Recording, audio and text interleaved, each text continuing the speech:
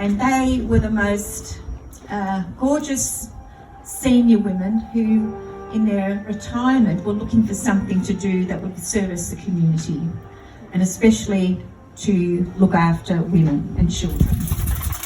And they lived in a little house in Alfred Street in North Melbourne.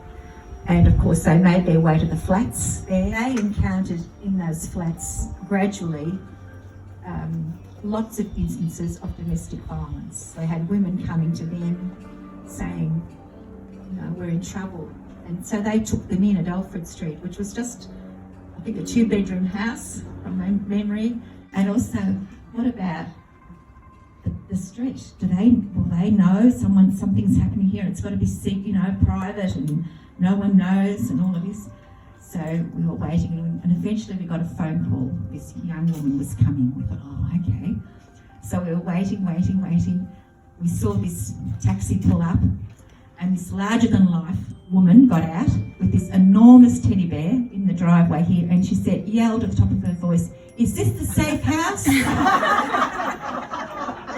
And we thought, oh, so it began. So it began, the story of women coming here.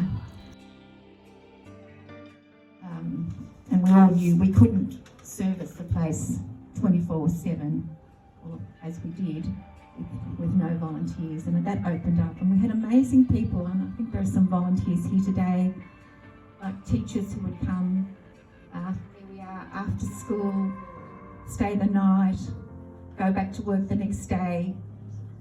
Lots of people who did that. It was just an extraordinary time, and I was so generous, and they were the best bed makers. But we couldn't have survived without that.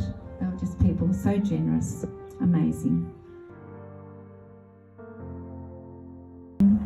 It's been blessed through the spirit of Catherine McAuley, who her presence is still very present to us.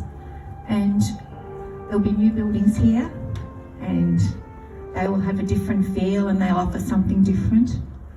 But this amazing work will continue. I'm really assured of that. So I think that's all I need to say, really. So thank you.